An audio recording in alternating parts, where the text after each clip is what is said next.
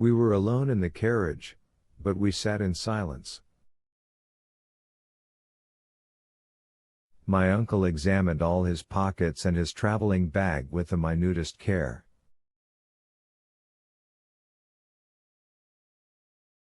I saw that he had not forgotten the smallest matter of detail. Amongst other documents, a sheet of paper, carefully folded, bore the heading of the Danish consulate with the signature of W. Christiansen, consul at Hamburg and the professor's friend.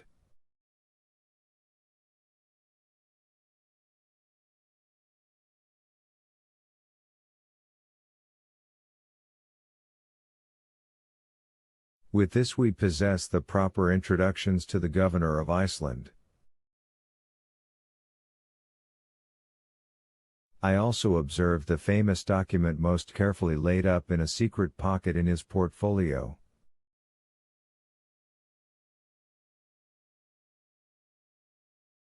I bestowed a malediction upon it, and then proceeded to examine the country.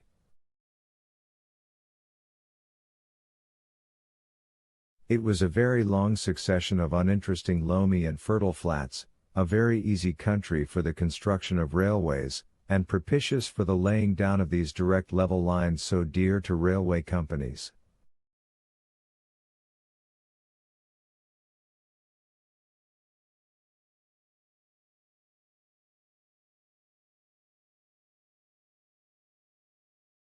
I had no time to get tired of the monotony, for in 3 hours we stopped at Kiel, close to the sea.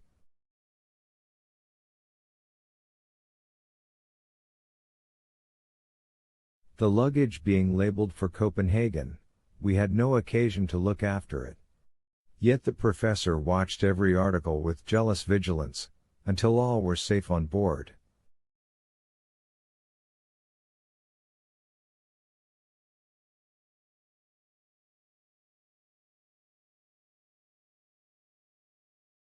There they disappeared in the hold. My uncle, notwithstanding his hurry, had so well calculated the relations between the train and the steamer that we had a whole day to spare.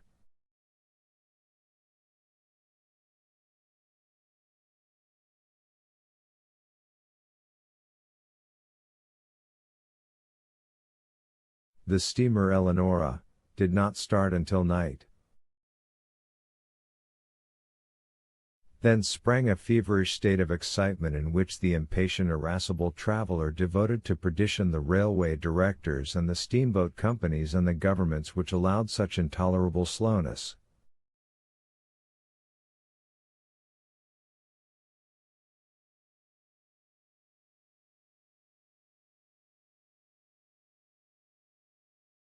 I was obliged to act chorus to him when he attacked the captain of the Eleonora upon this subject.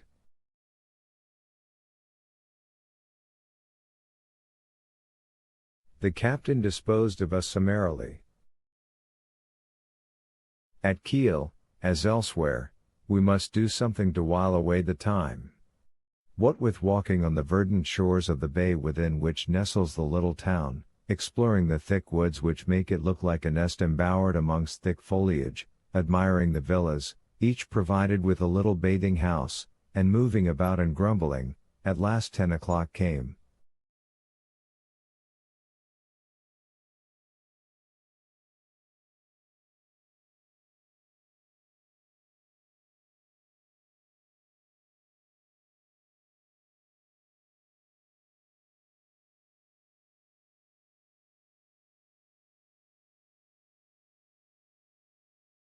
The heavy coils of smoke from the Eleonora's funnel unrolled in the sky, the bridge shook with the quivering of the struggling steam, we were on board, and owners for the time of 2 berths, one over the other, in the only saloon cabin on board.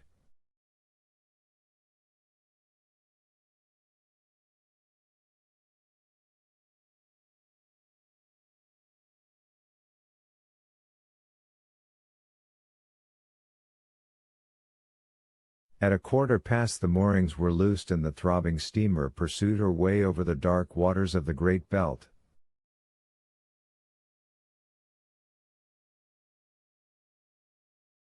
The night was dark, there was a sharp breeze and a rough sea, a few lights appeared on shore through the thick darkness. Later on, I cannot tell when, a dazzling light from some lighthouse threw a bright stream of fire along the waves, and this is all I can remember of this first portion of our sail.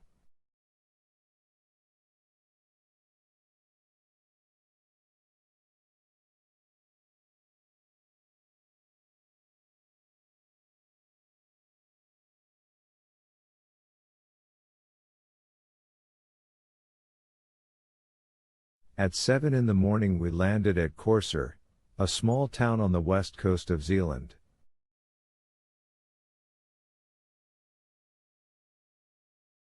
There we were transferred from the boat to another line of railway, which took us by just as flat a country as the plain of Holstein.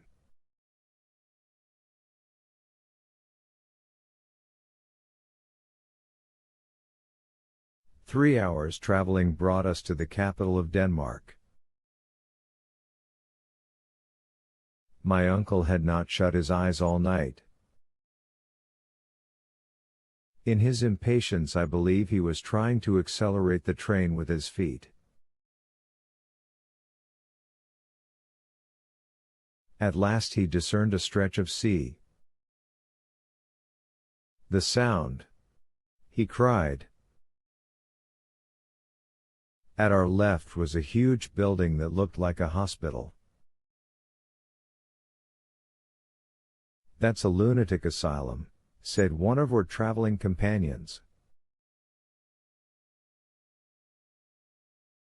"Very good," thought I, "just the place we want to end our days in, and great as it is, that asylum is not big enough to contain all Professor Liedenbrock's madness."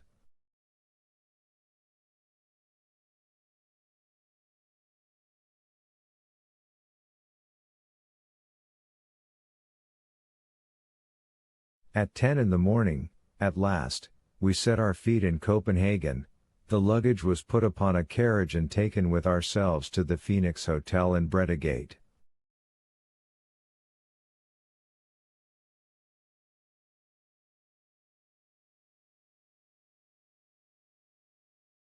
This took half an hour, for the station is out of the town.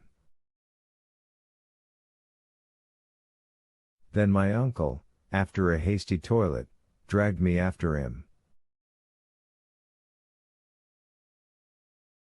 The porter at the hotel could speak German and English, but the professor, as a polyglot, questioned him in good Danish, and it was in the same language that that personage directed him to the Museum of Northern Antiquities.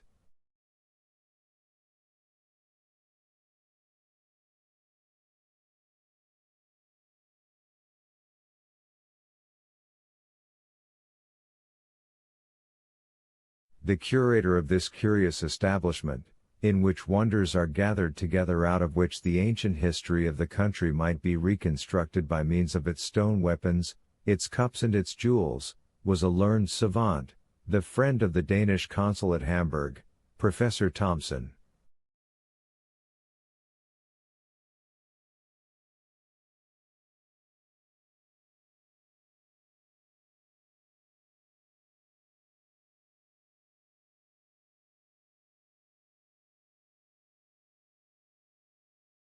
My uncle had a cordial letter of introduction to him.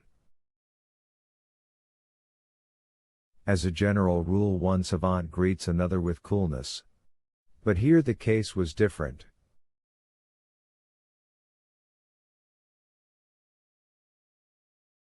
M. Thomsen, like a good friend, gave the Professor Liedenbrock a cordial greeting, and he even vouchsafed the same kindness to his nephew.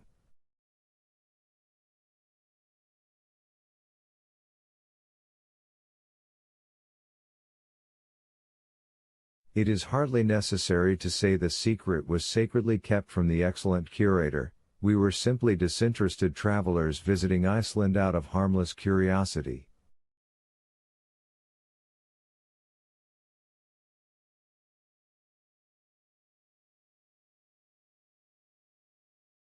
M. Thomsen placed his services at our disposal, and we visited the quays with the object of finding out the next vessel to sail.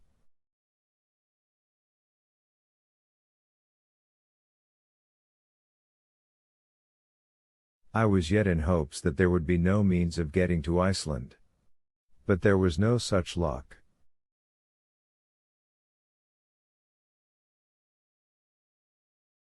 A small Danish schooner, the Valkyria, was to set sail for Reykjavik on the 2nd of June.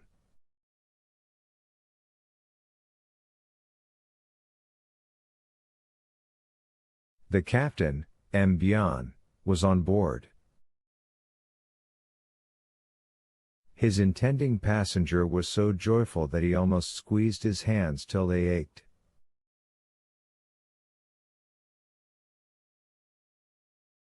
That good man was rather surprised at his energy.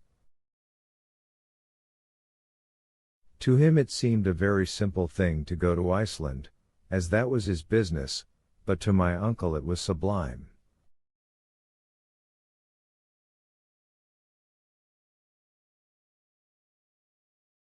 The worthy captain took advantage of his enthusiasm to charge double fares, but we did not trouble ourselves about mere trifles.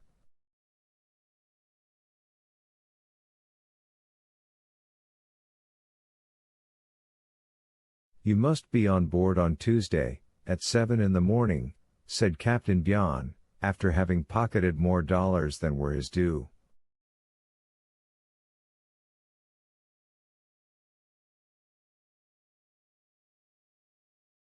Then we thanked M. Thompson for his kindness, and we returned to the Phoenix Hotel.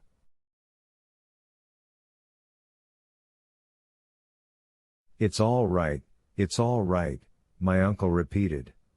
"How fortunate we are to have found this boat ready for sailing."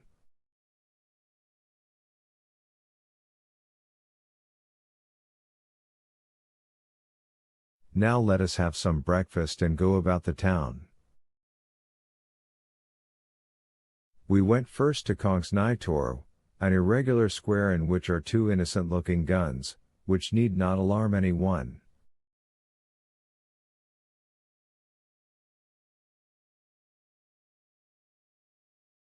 Close by, at number 5, there was a French restaurant, kept by a cook of the name of Vincent, where we had an ample breakfast for 4 marks each, 2_s_, 4_d_.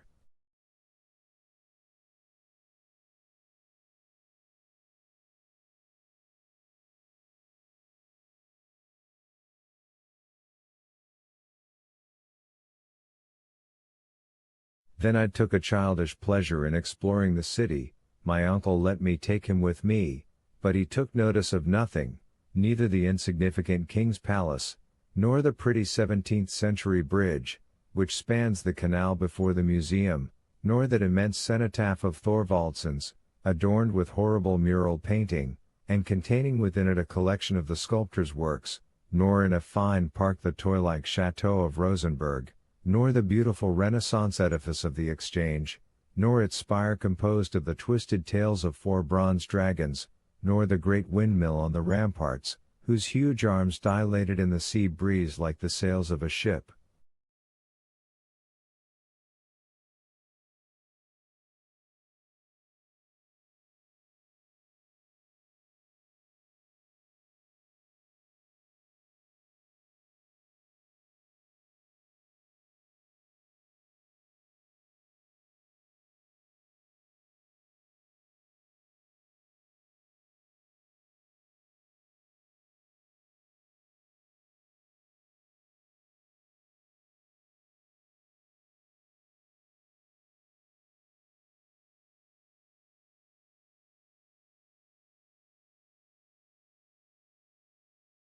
What delicious walks we should have had together, my pretty Virlandaise and I, along the harbor where the 2-deckers and the frigate slept peaceably by the red roofing of the warehouse, by the green banks of the strait, through the deep shades of the trees amongst which the fort is half concealed, where the guns are thrusting out their black throats between branches of alder and willow.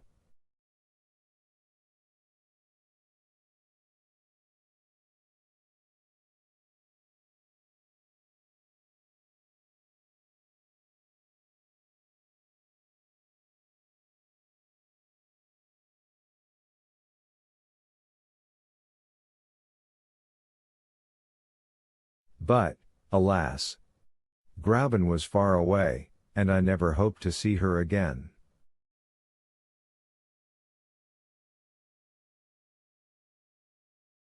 But if my uncle felt no attraction towards these romantic scenes, he was very much struck with the aspect of a certain church spire situated in the island of Amak, which forms the southwest quarter of Copenhagen.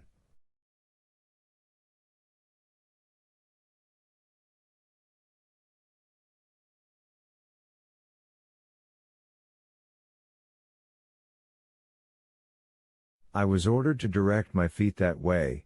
I embarked on a small steamer which plies on the canals, and in a few minutes she touched the quay of the dockyard.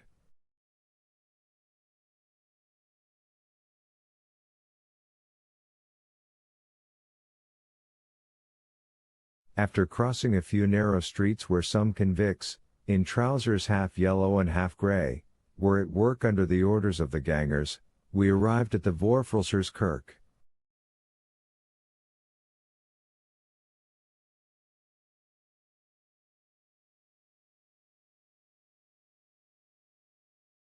There was nothing remarkable about the church, but there was a reason why its tall spire had attracted the professor's attention.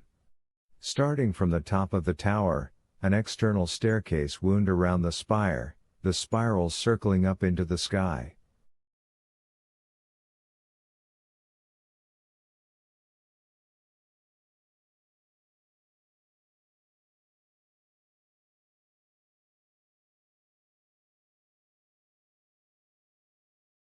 "Let us get to the top," said my uncle,